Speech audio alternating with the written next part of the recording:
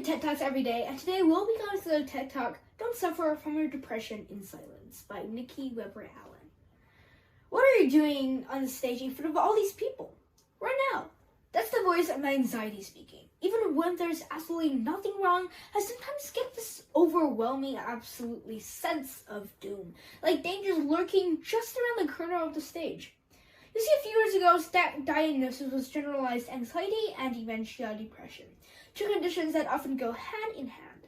Now, there was a time I wouldn't have told anyone, especially not in front of a big audience. As a Black woman, I've had to develop extraordinary resilience to succeed, and like most people in my community, I had a misconception that depression was a sign of weakness, a character flaw, but I wasn't weak. I was a high achiever. I earned a master's degree in media studies and had a string of high-profile jobs in the film and television industries.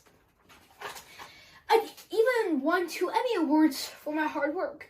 Sure, I was totally spent. I lacked interesting things I used to enjoy, barely ate, struggled with insomnia, and felt isolated and depleted, but depressed? Nope, not me.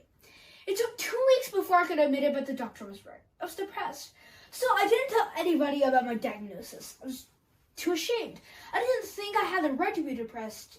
I had a privileged life with a loving family and a successful career. And when I thought about the unspeakable horrors that my ancestors have been through in this country so that I could have it better, my shame grew even deeper. I was standing on their shoulders. How could I let them down? I would hold my head up, put a smile on my face, and never tell a soul. On July 4th, 2013, my world came crashing to me. There was the day I got a telephone call from my mom telling me that my 22-year-old nephew, Paul, has ended his life after years of battling depression and anxiety.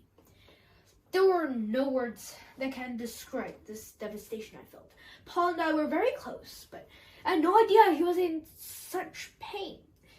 Neither of us had ever talked to one another about our struggles. The shame and stigma kept us both silent. Now, my way of dealing with adversity is to face it head on. So I spent the next 2 years researching depression and anxiety, and what I found was mind-blowing. The WHO reports that depression is the leading cause of suicide and sickness and disability in the world. While the exact cause of depression isn't clear, research suggests that most mental disorders develop at least in part because of chemical imbalance in the brain and or an underlying genetic disposition. So you can't just really shake it off. For Black Americans, stressors like racism and socioeconomic disparities put them at a 20% greater risk of developing a mental disorder. Yet they seek mental health services at about half the rate of White Americans. Now here's the good news.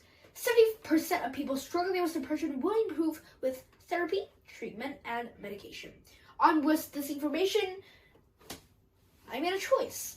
I was not going to be silent anymore. With my family's blessings, I would share our stories in hopes of sparking a national conversation.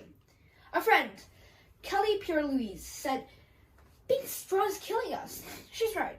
We've got to get retired. Those tired old narratives of strong Black women and the super masculine Black men. No matter how many times I get knocked down, just shake it off and soldier on. Having feelings isn't a sign of weakness. Feelings means we're human. And when we deny our humanity, it honestly leaves us empty inside, searching for ways to self-medicate in order to fill the void. My drug was high achievement. These days, I share my story openly. I ask others to share theirs too. I believe that what it takes to people who may be suffering in silence to know that they're not alone, and to know that will help, they can heal. Now I have my struggles, particularly with anxiety, but I'm able to manage it through daily medication, yoga, and also relatively healthy diet.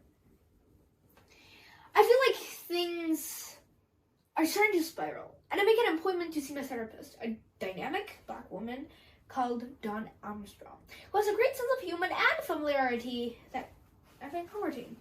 I will always forget that I couldn't be there for my nephew, but my sincerest hopes is that I can inspire others with the lesson that I have learned personally.